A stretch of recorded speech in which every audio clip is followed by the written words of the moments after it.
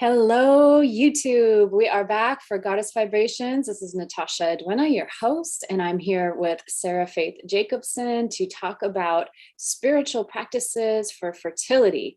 As you know, if you've been tuning in here, we talk about all things feminine, energy, medicine, sexuality, spirituality, pregnancy. Apparently now this is it's nice to branch off into the pregnancy and fertility area. And I'm a licensed marriage and family therapist who transitioned to be a mindful coach and then got a PhD in mind body medicine. And now I work as a consultant, and I show up here every week to have these really powerful conversations that can heal. And it's not just about sexuality, it is also about energy and the depth of things, because female sexuality is systemic, it is deep. And so all of those topics that go into systemic and deep issues, even social justice. So here we are. Hi there, Sara Faith. Thank you for being here. And thank you for reaching out about this topic. It's a really interesting one, I think, and helpful for many people. Yeah, thank you so much. I think it's interesting that you mentioned social justice because in the fertility realm, there are definitely prejudices against women of color trying to get pregnant. For example, African-American women come to fertility. They've done sociological research about this. And African-American women, when they come to a fertility clinic and they ask for support, they're not treated as seriously as white women coming to a fertility clinic receiving support. And like I said, they've done sociological research on this. So yeah, I mean, fertility is an issue that affects all women, all, from all different countries, all ethnicities, all different types of lifestyles. And so, yeah, I'm really excited to dive in today. Yeah, well, I imagine that that is something, that social justice issue, that oppression, that racism is actually affecting fertility as well, I imagine, Yes, because yes. we start to internalize. Gina Ogden says we internalize that cultural oppression in our erotic anatomy. So it'd be Yes. interesting to do a sociological study on that as well. Yeah. And also for African American women, they have a history because African American women in America, they have that history of their female ancestors being slaves and having forced gynecological surgeries and experiments on their bodies.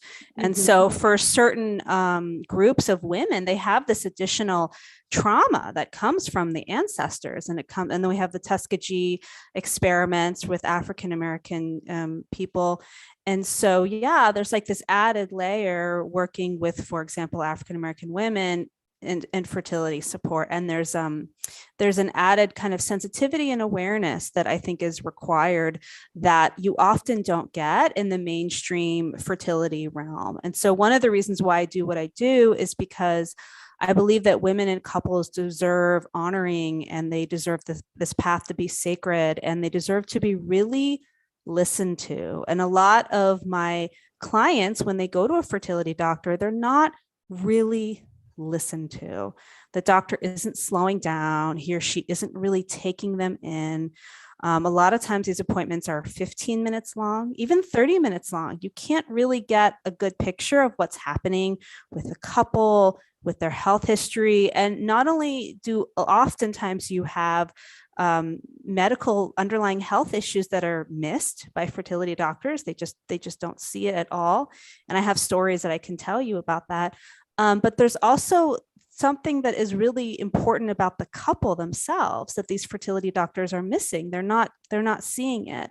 And so what's required if you're working with a couple who are struggling with infertility is really slowing down, connecting with them as a couple, and looking at the whole picture. Yes, looking at, asking them about some of their physical health imbalances, but also looking as them as a couple, and thinking about the child as well. I mean, if they're going to be bringing life into this planet, that's something that's really important and really sacred. I mean, this is the next generation we're talking about. And this is the next generation of leaders and thinkers, and the next generation that's going to eventually, be our leaders and our change makers. And so the way that we conceive our children, the way that we are treated in pregnancy, the way that we give birth, all of this matters. All of this matters. And it almost like creates a cascade effect. So for a lot of women, if they feel disempowered in the fertility process and the conception process, then they're oftentimes going to feel disempowered in the pregnancy, disempowered in the birth, disempowered in the early postpartum time. And so it has a ripple effect. It has a cascade effect. Just like when a woman is in labor and, you give her Pitocin, and then those speed up the contractions. And then, maybe the baby's heart rate goes up because of the Pitocin, and then it's an emergency, and then she needs an emergency C-section. So there's that cascade that you can see in labor that started with the Pitocin. And I see that cascade as well, oftentimes with women who are conceiving their children in a way that is not the most sacred or empowered. And so, it has an effect, like how you conceive. Because I think a lot of people are like, well, who cares? Who cares if I just do IVF or IUI or whatever? Like, why does it matter? But it does matter. It creates that ripple effect. And also, too, this is the time that we're calling in souls. From my personal experience in my life, I wanted to ask you about that because we just dove right in and I never got to introduce you. So I was going to ask you, how did you get into this work and who are you? And yes. what is it that you do? Yeah. Yes. So my name is Sara Faith Jacobsen, and I was diagnosed with polycystic ovarian syndrome, which is a gynecological disease, in 2014. And then prior to that, I had been a birth and postpartum doula. I had done prenatal and postpartum massage therapist, lactation educator, and then finally lactation consultant. So I was in the mother baby realm for about 6 years before I was diagnosed, when I was 29 years old. And I really started down this path of doing mother baby work because from the time I was 7, I knew this was my life purpose, was to support mothers and babies. I just knew that. I had that clarity when I was young. And so after I graduated from Mills College, I graduated in women's studies, and I wrote my senior thesis on menstruation and alternative menstrual products, and also about the health issues with conventional tampons and pads. So I wrote that for my senior thesis for my bachelor's. And then after that, I became a birth doula and postpartum doula and all of that. And then I was diagnosed at age 29 with polycystic ovarian syndrome. And I was diagnosed through a trans-vaginal ultrasound, which is where it goes inside the vagina. And then they have a part that's on the stomach, and then also through blood work. And what was found is I had high testosterone and I had cysts on my ovaries. And so at the time I was single, I was 29, and yes, I did want kids at some point, but I didn't have a romantic partner at that time. But I knew that I wanted to heal my PCOS, to heal it. And so I went down a 6-month journey I first took herbal medicine for a short period of time. And then I really focused on healing with the Goddess Oshun. And the Goddess Oshun is a fertility goddess from Nigeria. She's a beautiful goddess. She's goddess of love and fertility and abundance, and she's beautiful. She's the river goddess. So and at that time I lived in the Sierra Nevadas in California, right by the Yuba River, which is a really beautiful sacred river up there.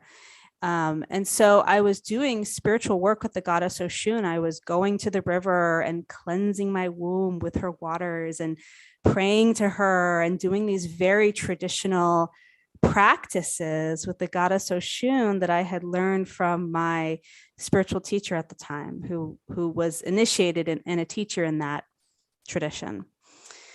And so, so for 6 months, I really devoted myself to my work with the Goddess Oshun, cleansing my womb, praying to the Goddess Oshun, asking her to not only heal me of my PCOS, but release trauma that was stored in my womb space. I have childhood sexual history or sexual abuse in my past, in my childhood. So there was some of that trauma and that sadness in my womb. And so I'm working with the Goddess Oshun and cleansing my womb, and I'm asking her to release the pain from my womb and heal me of PCOS. And so about 6 months into this solo journey with the Goddess Oshun, I do my blood work again, and lo and behold, my testosterone is now normal. And then the year later, about 5 months later, I redid the trans-vaginal ultrasound, and the cysts mysteriously were gone. And so after co-creating healing with the goddess Oshun, I just got clear that this is a realm that requires attention and devotion and sacredness. And I just got clear that there was something really missing in this fertility and conception realm. And so that's when I honed in on conception and fertility and kind of let go of the birth doula and the lactation consultant work.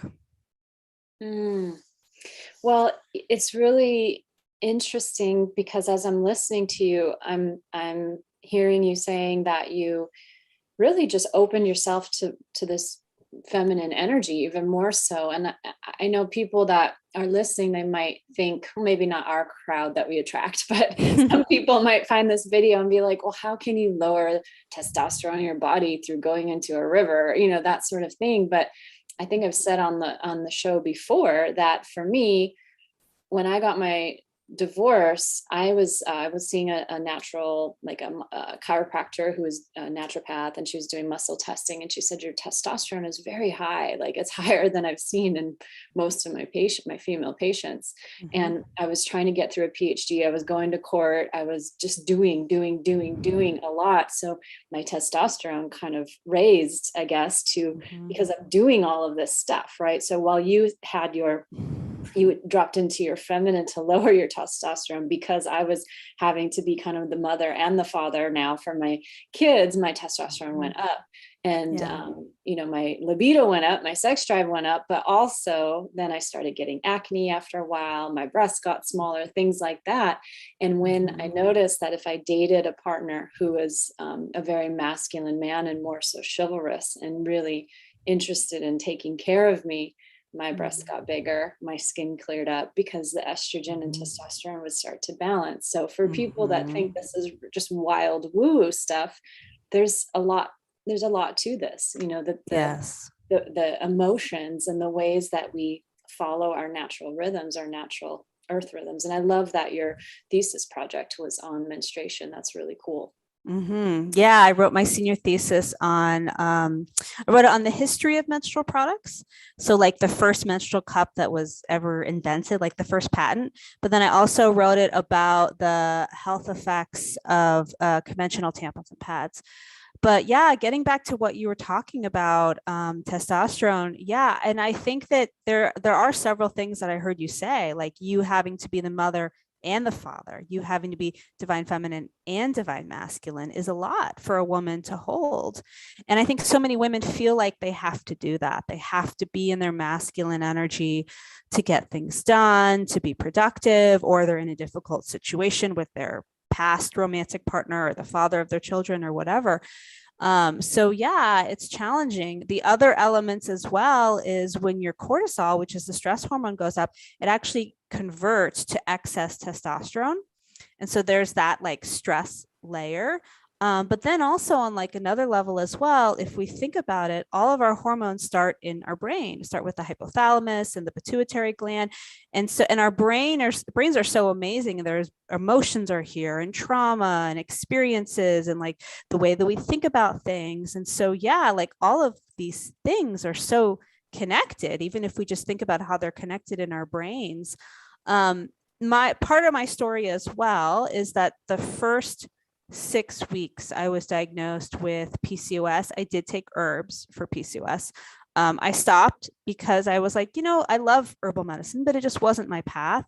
So I'm sure that those herbs I took in the very beginning had a positive effect on my health and my PCOS.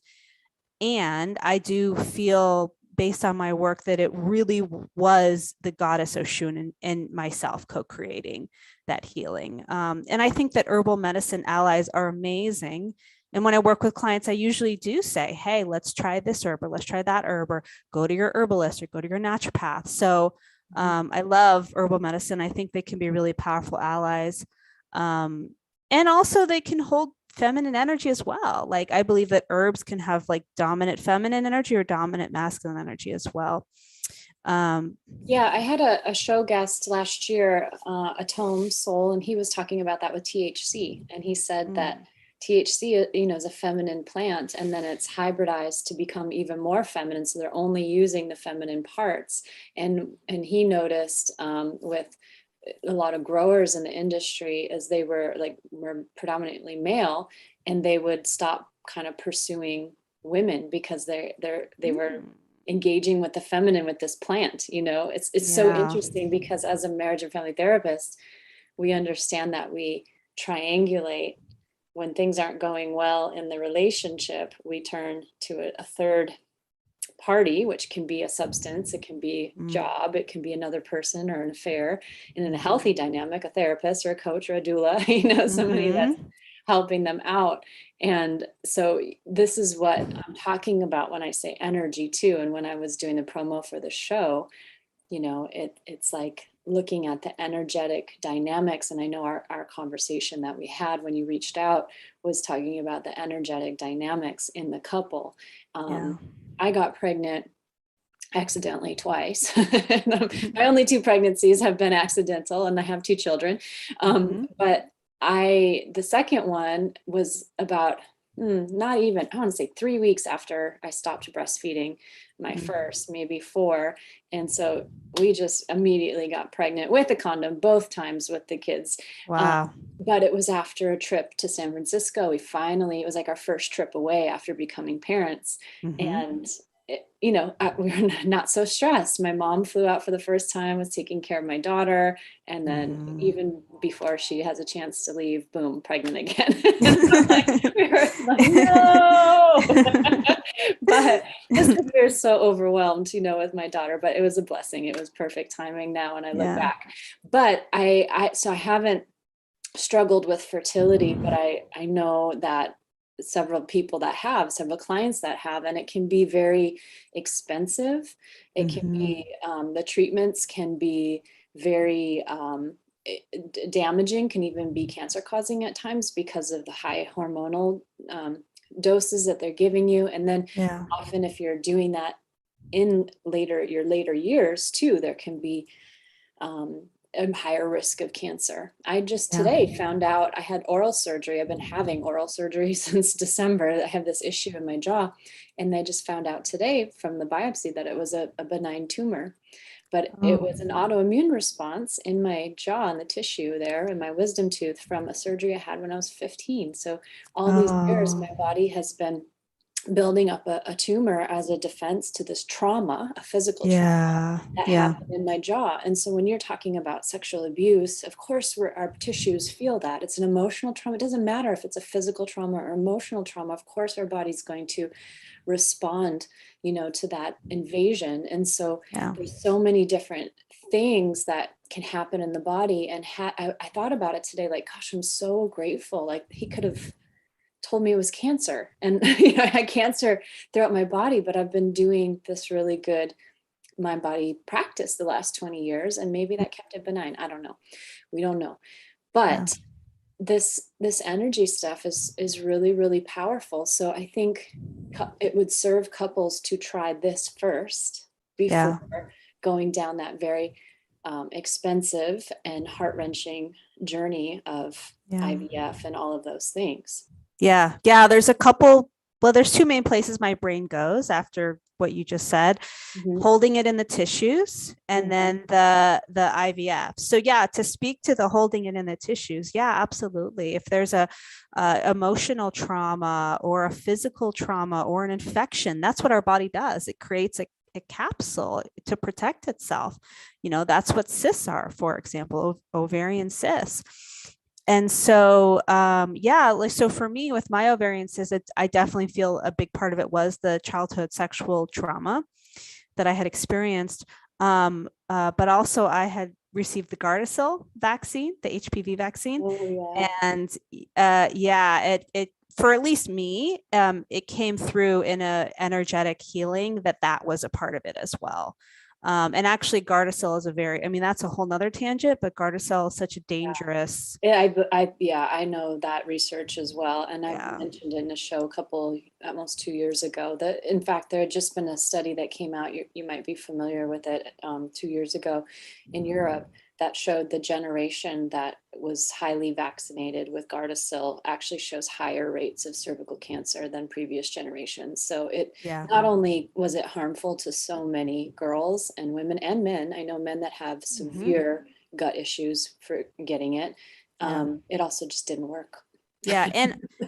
And also I think I saw a study too that said that the incident of getting HPV was actually higher for Right. people who got Gardasil. And so for me, yeah, like I said, my ovarian cysts and my PCOS, there was some of that as well. And I did have HPV at one point. My body cleared it through kind of energetic and spiritual healing. If you talk to the OBGYNs, they say everybody has it. Anybody that's had more, I mean, seriously, they say anybody that's had more than one partner in their life has HPV, because Right. there's 40 different strains and there's only Right. 4 that are cancer causing. And so if it's one of those strains, that's kind of benign. They don't even tell you that you have it. They just tell you one Oh, of so the they 4. only test for a couple different strains. Well, I think they can test for all of them, but they only Okay. tell you if you have one of the 4, because otherwise they're worrying you needlessly. And even if you have one of the 4 that can cause or lead to cancer, like you said, your body naturally will clear it within 2 years anyway. Yeah. Yeah. Well, that's what my body did, thankfully. And I also did spiritual energetic healing work. So, yeah, I mean, healing the tissues, absolutely. If there's sexual trauma, I mean, even when a woman is with a man and he enters her before she's fully ready, even that can create an energetic trauma and an energetic remembrance in her tissues. Abortions can create energetic trauma in the tissues as well, in the vagina, in the cervical tissue. I've worked with women who've had prior abortions, and we've definitely energetically cleared that. And past IVF experiences can create trauma. I've worked with women who had trauma from IVF 16 years ago stored in their ovaries still. So I had to support them in clearing that. And I want the viewers to know too, since we're talking about trauma, like obviously some types of trauma, my oral surgery, an abortion, whatever else, it almost couldn't be avoided, right? It's just that sometimes you need to have that procedure done, or that thing happens. It's not always something like, oh, you were victimized, or you chose to hurt yourself, or you're at fault. I don't want people to feel like they're at fault and they did something horrible, but it's like sometimes something is done to us that we can't control, and sometimes we had to do something and that had consequences that resulted in trauma. Cancer would be a great one too. So many people have to go through cancer treatment and they come out traumatized from the whole process. Right. So it's kind of a cause effect. If you choose to have an abortion, there could potentially be an effect to that. And of course, we can clear it and do emotional and spiritual healing work, which I do. But I see it as kind of a cause and effect dynamic, So yeah, that was kind of one place my brain went. And then the other place my brain went was, you were talking about IVF. And I'm not against IVF, but what I do encourage women to do is, if they are struggling with infertility, let's have a conversation why. A lot of times the fertility doctors, they don't even get into the why. They do some very basic testing, usually hormone testing, and looking at the ovarian reserves. And then they're like, okay, well, these are where your hormones are at, and this is where your ovarian reserve is. And so I would do IUI, or I would do IVF, or I would do this, or I would do that. It's like, okay, well, why is her ovarian reserve so low? Why isn't his sperm quality, where it should be? Why is his morphology or motility in his sperm not where it should be? So there's not a whole lot of curiosity in that with a lot of fertility doctors. And so with my clients, I like to say, hey, let's get curious. Like, I wonder why. Like, can we ask your body? Can we do a little bit of digging here? Because when you just kind of do IVF and you don't really understand why you're struggling to get pregnant as a couple, if there's an underlying health issue, it doesn't get resolved, number one. And number two, oftentimes it doesn't work for a couple who are struggling to get pregnant. They just try to do IVF and they try to ignore anything else that's going on. it may not work. And the success rates of IVF really, especially as a woman gets older, unfortunately, aren't that great. I mean, I've known clients who've, one of my prior clients, they tried IUI twice and they failed. And then finally she got a proper diagnosis and now they have their babies and all of that. But there's so many times that IUI fails or IVF fails. And how many times have we heard women say, oh, this is my second IVF round. This is my third IVF round. This is my fourth IVF round. And so, yeah, like with women and couples that I work with, I really encourage them to like, let's get curious here. Why not ask your body what's going on, both like physical imbalance wise, but also emotional, spiritual, energetic. While I myself am not a medical doctor, I'm not a nurse practitioner, I'm not a naturopathic doctor, all of that. I believe that the body is knowledgeable. And I believe that there's ways that we can ask their body. They can ask their own body what's going on. And in my 15 years of being an independent health researcher, I've compiled a big long list of imbalances, physical imbalances that tend to happen in bodies that are struggling to get pregnant. And so I guide them through this process. I'm like, hey, why don't you ask your body, because you're the expert on your body.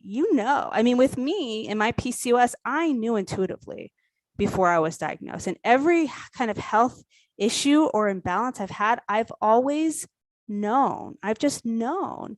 And that's a possibility for people to just kind of know what's going on with their body on an intuitive level. And so I take them through practices to really connect with their bodies, connect with their intuition, and they can ask their own body what's going on. And then they can go to their medical doctor, get a proper diagnosis. So I don't do any diagnoses at all.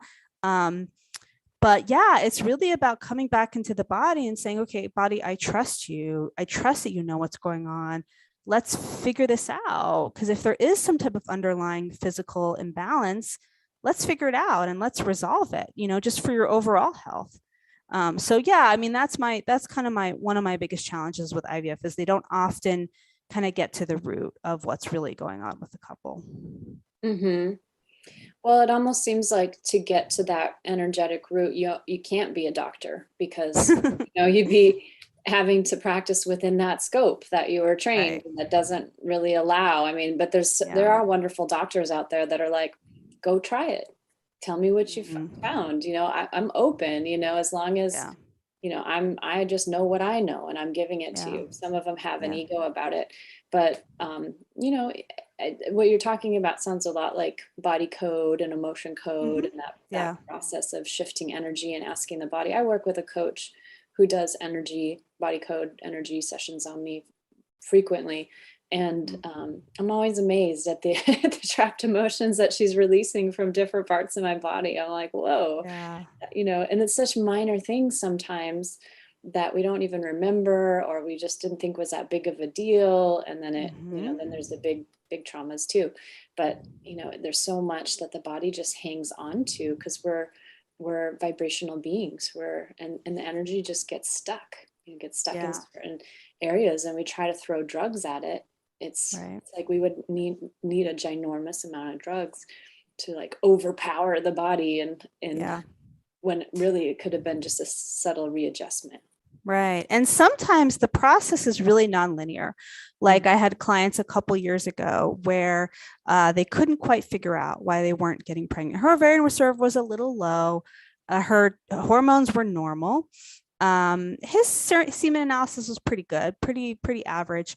They still weren't getting pregnant. And their doctors in the San Francisco Bay Area swore up and down, because she thought maybe she had endometriosis. So she would ask them and they were like, no, you don't have endometriosis. No way. Like, they're like, no, your estrogen is normal. No, you don't have it. But she kind of was like, it kind of was like this thing in the back of her brain, And I would even do like work, because I don't do this anymore, but I used to do a fertility manipulation. It's not really a massage, but it's like a manual manipulation. It's called Mercier. I used to do it. I don't do it anymore with clients, but I would do that on her. And I just remember it was always tight. And I was kind of like, are you sure? You sure you don't have endo? And she was like, the doctors say I don't. And I'm like, okay. But with them, it was really like on an intuitive and emotional level, it was about them learning to trust their intuition again. Because with this whole fertility process, they had learned to not trust themselves, learned to not trust their bodies. They were completely disempowered. And so with them, a big part of our work together was bringing them back into their power, back into their sovereignty, back to trusting their intuition, trusting themselves. And then something that they had been kind of like feeling they wanted to do for a while, but hadn't had really the guts to do it, was to move to Oregon, to leave the Bay Area and move to Oregon. So they moved to Oregon.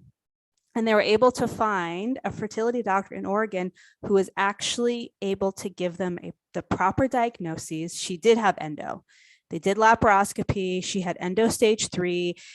When he did the laparoscopy, it was both diagnoses. It's both therapeutic. It should be both therapeutic and a diagnosis. So he diagnosed it, and he also was able to surgically fix her in the operating room. And then they're able to be successful with IVF finally and have their babies. So, but sometimes what ends up happening is it's not always a linear process. Like in that process, it's totally non-linear. It was supporting them and taking back their power, trusting their intuition, trusting the messages that they were getting from spirit, making that move that they felt guided to do, and finally finding the right fertility doctor for them. So yeah, with some of my clients, it's like, hey, let's take back your power. Let's learn to trust yourself. Let's learn to communicate with your body again and tune into your body, and trusting that that will somehow, maybe in a non-linear way, maybe in a linear way, but somehow that will guide us in the right direction. Mm-hmm. Yeah, I'm big on that too. And, like you were saying with the social justice conversation and the fertility, the lack of support and help for women of color, melanated women, for this fertility resource, I think experiences like that, as well as like you were saying, the Tuskegee, how am I saying it? Tuskegee? No. Experiment. Yeah, I think so.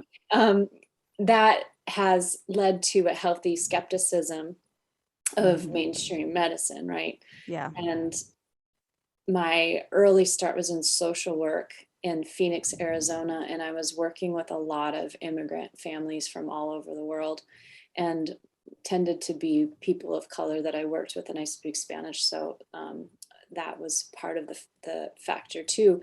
But I learned through my clients their kind of worldview on this stuff, and that opened me up to looking at something other than the mainstream medical model, right? And then having my own journey with depression, also childhood sexual abuse, all that trauma, and healing that, and realizing that the pills weren't going to heal that. If at best case scenario, it would be a Band-Aid. And I, at 22, didn't want to have to wear a Band-Aid the rest of my life. So I figured I got to figure this out. And I didn't have the resources to figure it out, but I had the intention and the desire and the will, and it just, one thing led to another. I went to a party and somebody told me about this book, and I read that book, and then that book led to this book, and then there were a free seminar at the library, and I went to that, and then somebody had this book, and I just went on this wild goose hunt of healing, and it really was a spiritual process. It was a spiritual journey of being open to and believing that there was a solution, right? And similar to you, our own personal struggles inform our work and get us really focused and specialized in that certain type of healing. And I thought, gosh, well, I got to go get some credentials in this, because nobody's going to want me to, nobody's going to think like I can help them heal their mental health without being a mental health professional. Now we got coaches all over. It's more, it's different. But 20 years ago, had I had the opportunity to do some of these coaching programs, I might not be $500,000 in debt right now. But I am also grateful for all of the learning and education. But I never left my, I've always had this holistic look at things, and it's partly because of the book Women's Bodies, Women's Wisdom. That was one of the books that was on my little breadcrumb trail back in 2001. And what an amazing Bible, really, for women's health issues, and even things as simple as like getting a yeast infection can sometimes be our partner lying to us or not being truthful or cheating. It's our body's way of like, nope, rejecting that penis, like it's not coming in here. And Yeah. of course, other STIs can be similar. And yeah, I mean, that's not an STI, obviously, but I'm just saying that, infections in that area. Yeah. But yeah, it's really, really fascinating what our body does. So I'm wondering, with your clients, has it mainly been an issue with both the couple? Has it mainly been like endometriosis or PCOS with the woman? Has it been low testosterone with the guys? Because there's a planetary epidemic right now of pesticides and plastics that are killing testosterone. Yes, yep, absolutely. It's been a mix. It's been a mix of all different things. I've had clients, I certainly have had endo clients. I've had women contact me who had PCOS. I've had, yeah, I've had all different types of things. You're right, it is an epidemic with low testosterone in men. I mean, as you probably know, the male frogs are being turned from male frogs to female frogs because of all of the plastics and the endocrine disruptors. Yeah. So yeah, it is a big issue. Yeah, I've worked with all different types. And just to kind of like get back to your story, because I really loved it. And I feel like it was such a great example of leaving space for magic and leaving space for the magic of intuition and the magic of God. And I think that in a fertility journey, there's space for that. I like to leave room for that.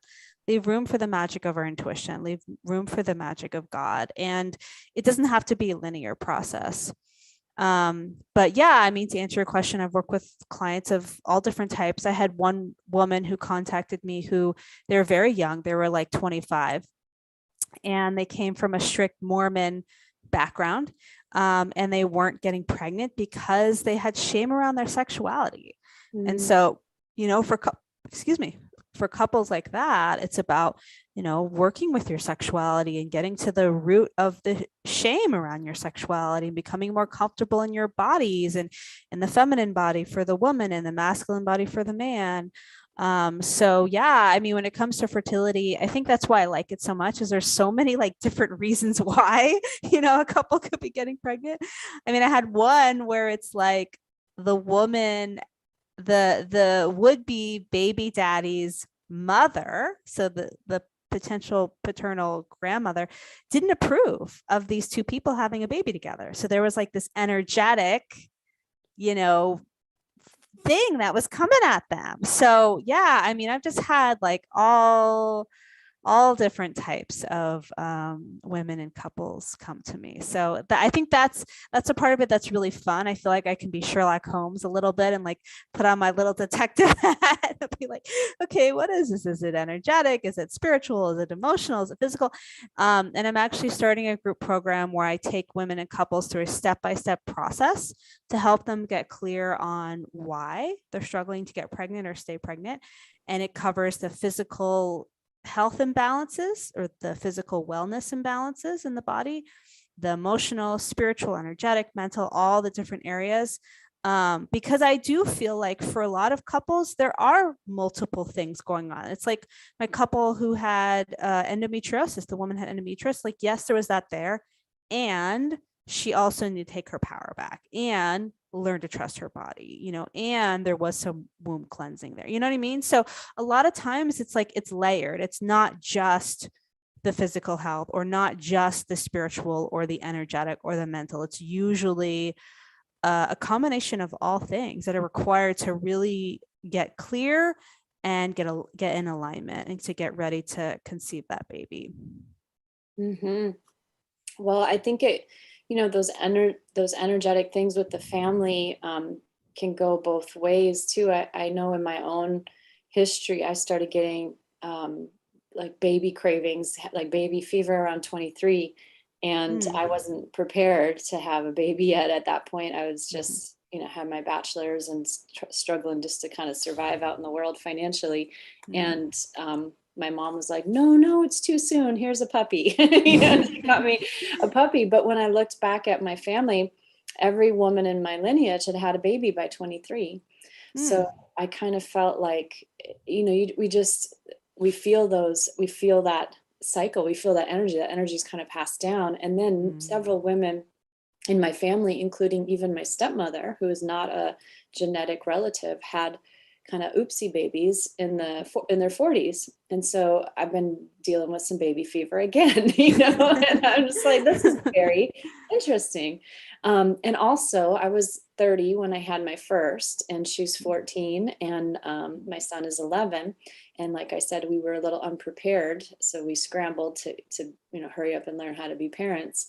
And it was a pretty intense time. I was still getting licensed as a therapist. I was doing my hours and I was working full time. So it was just, I felt like I was still in school, and it was just a lot. It was a lot. And I had a doula. I didn't know what a doula was back then, but I have a friend gifted me a doula, and it was really lovely. I feel like that whole process was learning how to, learning so much more about the feminine, and just my own body. And I couldn't believe that I'd never been taught that. And had I never become a mother, I never would have been taught all of that stuff about my own body and that deep appreciation and love for my body. And so I think when I see like some, these gnarly comments online and stuff about women, and women acting like men, or just really relying on their masculine energy, I'm like, gosh, that could have been me had I never gotten pregnant and worked with these childbirth educators or these doulas. So I have compassion,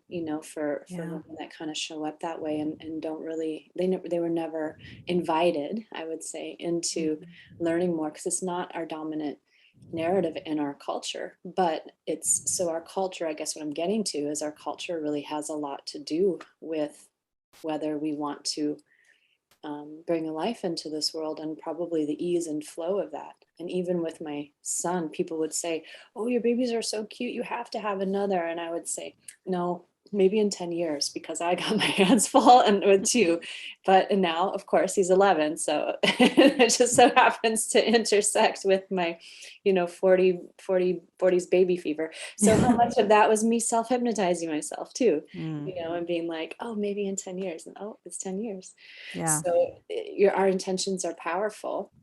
But like you did when you went to be with Oshun, you didn't just sit around and journal in a book, I want to be pregnant, or I want to heal my PCOS, or whatever. You might have also done that, but what I hear you saying is you embodied the energy. It was a deeply embodied practice, and that's what works. Words are powerful, and there's this whole other piece that is more powerful, which is shifting the energy.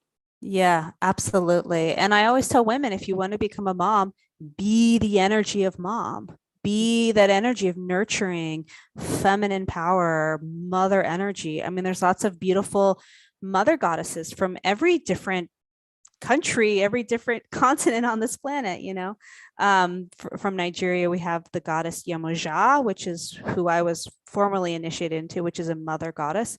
But I mean, you find mother goddesses in various Native American traditions. You find it in, Quechua and Peru and Aztec and Mayan, and all over the world, and European countries as well. And so, yeah, for a woman, or Mother Mary, if I'm working with a client who's Catholic, so it's like, yeah, let's be in that energy. Let's be in that energy of mother.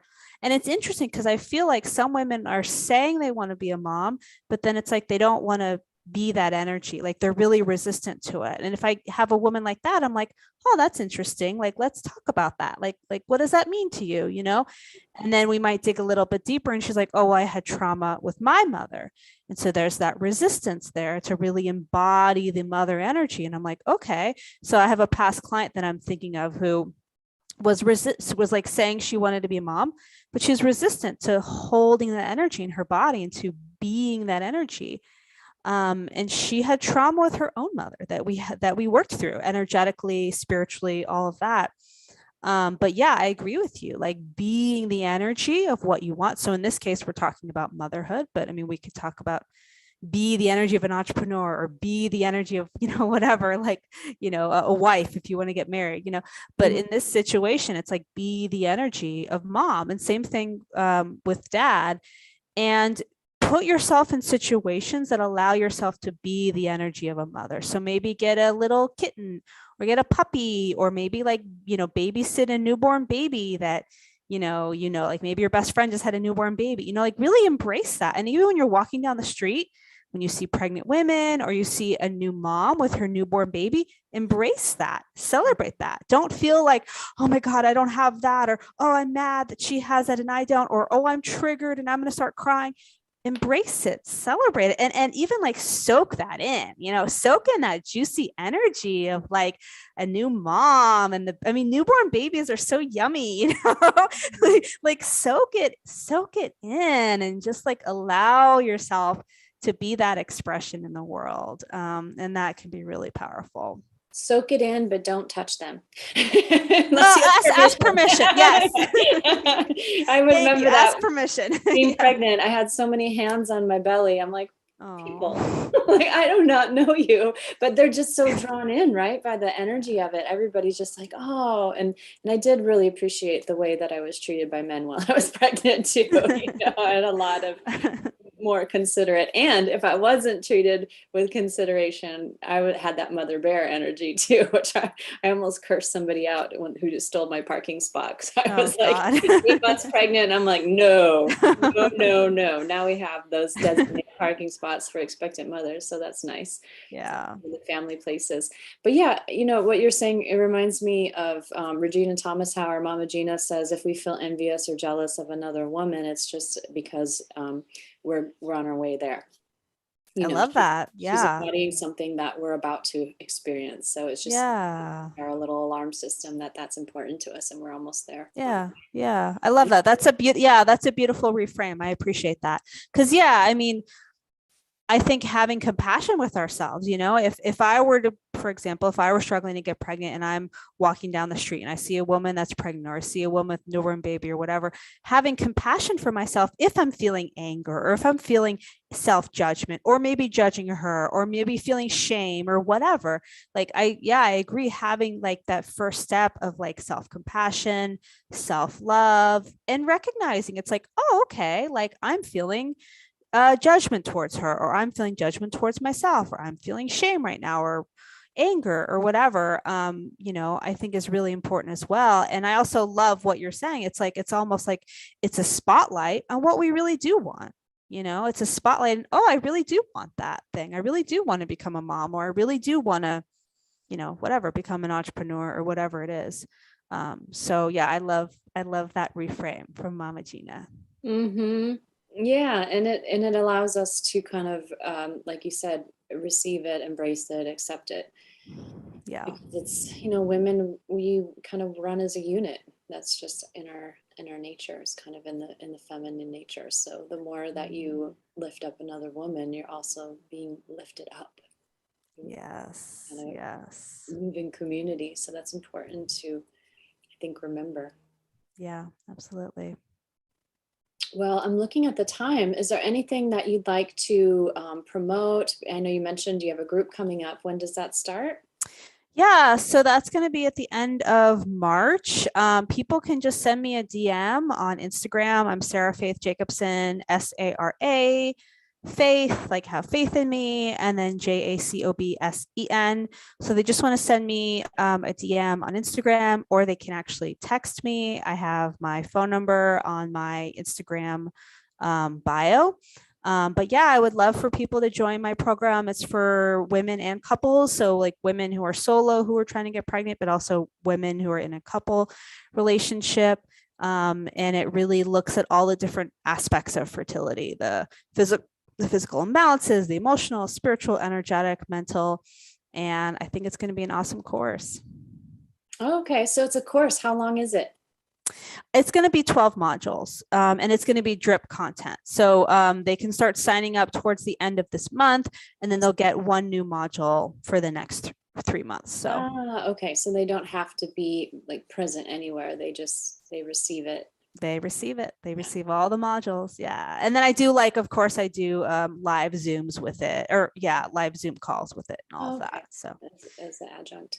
Yeah. Awesome. Okay. So that's for people who maybe have struggled in the medical arena before, or they're just starting their journey, I would think it'd be good for anyone, like even before you even tried being Yes. pregnant, just as like a, you know, to prepare your body. I used to work with a functional Yes. medicine doctor, and he talk about like both men and women should spend at least 6 months like detoxing and cleansing Yep. heavy metals and all of that Yep. stuff from their body. Absolutely. Absolutely. So women 6 months and men 3 months.